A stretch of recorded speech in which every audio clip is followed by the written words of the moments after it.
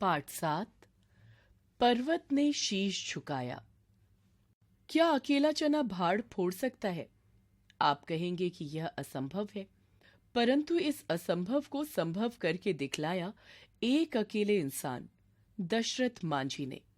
अनुमान लगाइए कि 300 फीट लंबा और 30 फीट चौड़ा पहाड़ काटने के लिए कितना समय लग सकता है।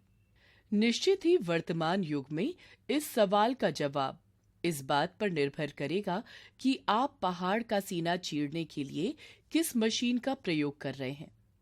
परंतु यदि यह पूछा जाए कि इसी काम को एक ही शख्स को अंजाम देना हो तो कितना समय लगेगा, तब क्या इसका जवाब देना आपके लिए संभव होगा?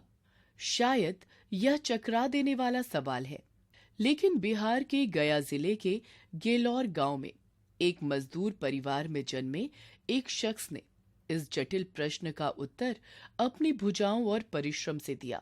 पहाड़ को हिला देने वाले दशरथ मांझी ने सन 1934 में जन्म लिया और राजधानी दिल्ली में 2007 में अंतिम सांस ली।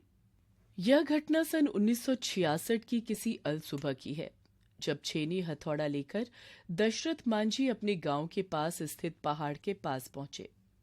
उस समय बहुत कम लोगों को इस बात का पता था कि इस शख्स ने अपने दिल में क्या ठान लिया है।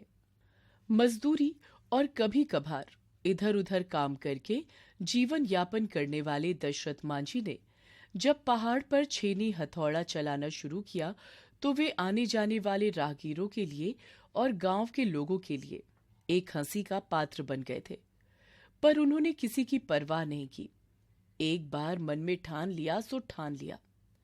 अपनी पत्नी फागुनी देवी का समय पर इलाज न करा पाने के कारण उसे खो चुके दशरथ मांझी को इस बात से कोई फर्क नहीं पड़ा। धुन के पक्के दशरथ का अथक परिश्रम 22 वर्षों बाद रंग लाया। उन्होंने उस पहाड़ से एक रास्ता दूसरे गांव तक निकाल दिया था। ऐसा क्या हुआ कि दशरथ को पहाड़ काट डालने की धुन सवार हुई? पहाड़ को जब तक काटा नहीं गया था तब तक दशरथ के गांव से सबसे नजदीकी अस्पताल, जो कि वजीरगंज में था, 90 किलोमीटर दूर पड़ता था। दशरथ की पत्नी की तबीयत खराब हो गई। जब दशरथ उसे अस्पताल ले जा रहे थे, उसी दौरान ही उसने दम तोड़ दिया था।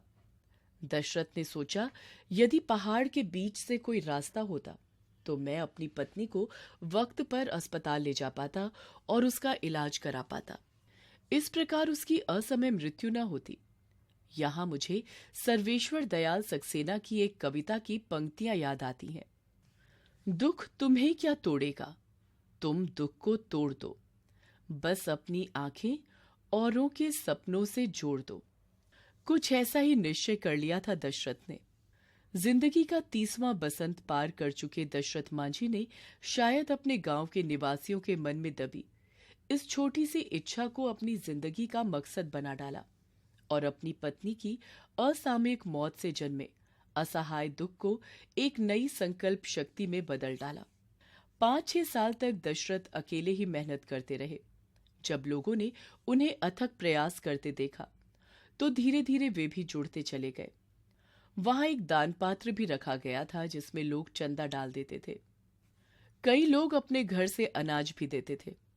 धीरे धीरे दशरथ का सपना साकार होने लगा।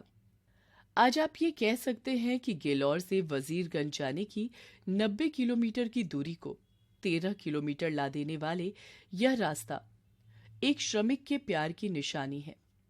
एक अंग्रेज पत्रकार ने लिखा था, पुअर मैन्स ताजमहल। कुछ साल पहले की बात है। एक पत्रकार उनसे मिलने गया। तब उसने एक फक्कड़ कबीर पंथी की तरह यायावरी कर रहे दशरथ मांझी से उसने उनकी एक प्रिय कहानी सुनी। वह कहानी उस चिड़िया के बारे में थी जिसका घोंसला समुद्र बहा कर ले गया था। कहानी उस चिड़िया की प्रचंड इच्छा शक्ति और दृढ़ संकल्प को बयां कर रही थी। समुद्र द्वारा घोंसला न लौटाने पर चिड़िया ने अकेले ही समुद्र को सुखाने का संकल्प लिया था। शुरुआत में उसे बाकी सभी चिड़ियों ने पागल करार दिया, परंतु बाद में अन्य चिड़ियां भी उसके साथ जुड़ गईं।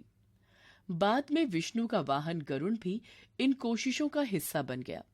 अंत में उनके बीच झगड़ा समाप्त कराने के लिए खुद विष्णु को आना पड़ा। उन्होंने समुद्र को धमकाया कि अगर उसने चिड़िया का घोंसला नहीं लौटाया तो पल भर में उसे सुखा दिया जाएगा। यह कहानी सुनकर जब पत्रकार ने उनसे पूछा कि कहानी की चिड़िया क्या आप ही हैं, तब इसके जवाब में आंखों में शरारत भरी मुस्कान लिए दशरथ मांझी ने उसकी बात टाल दी थी। अपने जीवन के अंतिम वर्षों में दशरथ मांझी कबीरपंथी साधु और यायावर बन गए थे, लेकिन कबीर को महज उन्होंने ऊपरी तौर पर स्वीकार नहीं किया था। उनके विचारों में भी कबीर जैसी प्रखरता थी। गरीब और मेहनती इंसान का ईश्वर पूजा में उलझे रहना और तमाम अंधविश्वासों का शिकार होना उन्हें बहुत कचोटता था।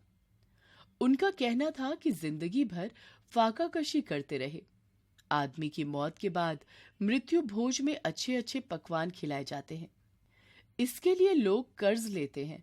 आखिर क्यों? जरा सोचिएगा। आज दशरथ मांझी हमारे बीच नहीं है, लेकिन वे हमें उन पात्रों की याद दिलाते प्रतीत होते हैं जैसे पात्र हमें पुराणों में मिलते हैं। ऐसे मनुष्य मानव की जुझारू प्रवृत्ति को प्रकट करते हैं। अपने जीवन का फलसफा बयां करते हुए उन्होंने एक पत्रकार को बताया था कि पहाड़ मुझे उतना ऊंचा कभी नहीं लगा जितना लोग बताते हैं। उनका मानना था कि मनुष्य से ज्यादा ऊंचा कोई नहीं होता।